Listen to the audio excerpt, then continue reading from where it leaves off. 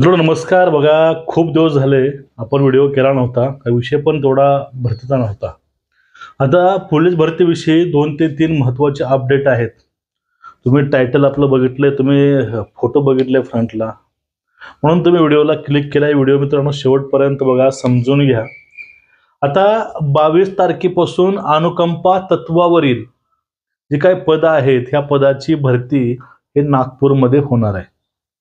अनुकंपा म्हणजे कसे, ज्यांचे पोलीस पाल्य आहेत आणि ऑन ड्युटी कर्तव्यावर काही नातेवाईक म्हणजे रिलेटिव्ह, फर्स्ट ब्लड रिलेशन, त्यांच्या जागी त्यांची भरती असते अनुकंपाची.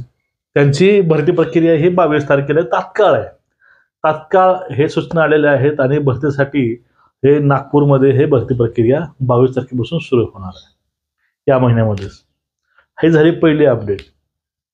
दुसरी अपडेट, विधान परिषदेमध्ये जे आपलं अधिवेशन होतं त्यामध्ये फडणवीसांनी पोलीस भरतीविषयी एक परत नवीन मुद्दा मांडला. 13,500 प्लस जागा त्यांनी आहेत ऑक्टोबरमध्ये असं जाहीर केलं. आता यावरून खूप मुलांचे प्रश्न होते की सर 13,500ची भरती आहे का?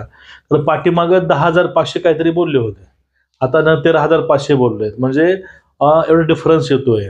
आणि मी नेहमी तुम्हाला सांगत आलो, तुम्हाला मी पाठीमागे सांगितलेलं आहे की ही पोलीस भरती ही 18,000 प्लस जागेची होणार आहे. तुम्हाला मी आताही ते सांगतोय, ही पोलीस भरती ही 18,000 प्लस जागेची होणार आहे. पण आता भरतीचे फॉर्म निघेपर्यंत हे जागा अजून किती वाढतील तुम्हाला मी हे सांगू शकत नाही. पण 18,000च्या खाली जागा निघणार नाही, कारण सध्या त्याला कारणे तशीच आहेत मित्रांनो. पहिलं कारण आहे, मनुष्यबळानुसार किंवा आकृतिबंधानुसार संख्या कमी आहे. जेवढं मनुष्यबळ हे पोलिसांचं लोकसंख्येवरती पाहिजे, तेवढे पोलीस स्टेशन्स लोकसंख्येनुसार पाहिजे, अद्याप त्या गोष्टी सध्या नाहीत. नाही पोलीस स्टेशन लोकसंख्येनुसार आहेत आणि नाही पोलिसांची संख्या लोकसंख्येनुसार आहे. सध्या वारंवार मनुष्यबळाच्या जे प्रॉब्लेम समस्या आहेत, ह्या समस्या पोलीस डिपार्टमेंटच्या पुढे ह्या गंभीर स्वरूपामध्ये आहेत.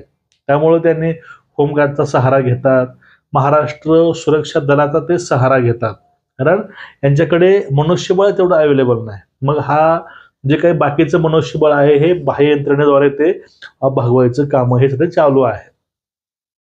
मग आता हे पोलीस भरती प्रक्रिया अजून मला हे देखील सांगितलं पाहिजे की पोलिसांच्या सक्षमीकरणाकरता मोठ्या प्रमाणात पोलीस भरती आपण सुरू केली आणि एक रेकॉर्ड आपण केला आहे की अगदी लगतच्या 22 ते 25 या 3 वर्षाच्या कालावधीमध्ये महाराष्ट्रामध्ये 38,802 पोलिसांची भरती आपण केलेली आहे.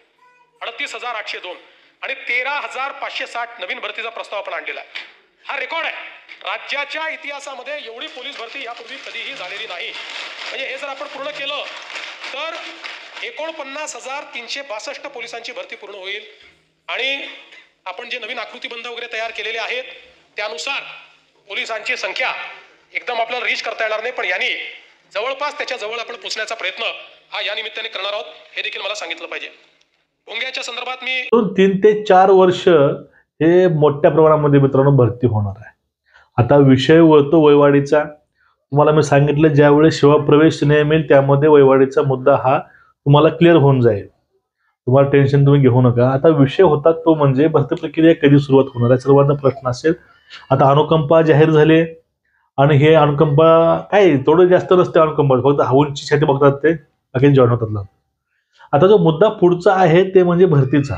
ऑक्टोबरला होईल की सप्टेंबरला होईल, कारण भरती प्रक्रिया हे मित्रांनो सप्टेंबरला फॉर्म भरून घ्या असं मुलांची मागणी आहे. असे तर पोरांनी तर अर्ज केलेले आहेत. पण जी काही भरती प्रक्रिया आहे म्हणजे हे भरती प्रक्रिया दिवाळीच्या आसपास सुरुवात होऊ शकते. ज्यावेळेस जे काही इलेक्शन्स आहेत महानगरपालिकेचे ते होईल, त्यानंतरच त्या भरतीला सुरुवात होईल.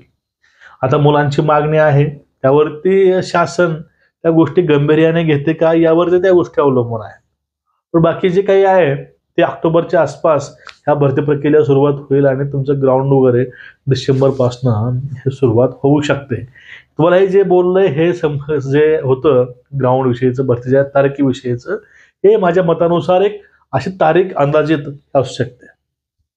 कारण मुलांची मागणी, तर शासनाने जर पॉझिटिव्ह विचार केला तर फॉर्म हे सप्टेंबरला हे भरून घेऊ शकतात आणि भरती प्रक्रिया हे आफ्टर इलेक्शन हे घेऊ शकतात. त्यामुळं पुढे काहीही होऊ शकतं, कारण वरून कोर्टाचा पण तगादा लागलेला आहे की तुम्ही आतापर्यंत मनुष्यबळ का भरलं नाही, कारण दाखवा आणि तुम्ही जाहीर करा, अशा काही गोष्टी आहेत. त्यामुळे भरती प्रक्रिया ही मोठ्या प्रमाणामध्ये होईल. तुम्ही फक्त तयारी चालू ठेवा, ग्राउंड लेखी हे टाइम देऊन व्यवस्थित तयारी करा, पेपर सोडवा. पहिले सिलेबस पूर्ण करून घ्या आणि पेपर्स नंतर सोडवा. प्रथमतः पेपर सोडवू नका, कारण तुमचे मार्क कमी आले, तुमचे काही प्रश्न चुकले, तुम्ही त्यावेळेस डिमोटिवेट व्हाल आणि तुमच्या अभ्यासावरून लक्ष हे जाऊ शकतं. त्यामुळं पहिले सिलेबस पूर्ण करून घ्या, नंतर पेपर सोडवा. तयारीला लागा मित्रांनो.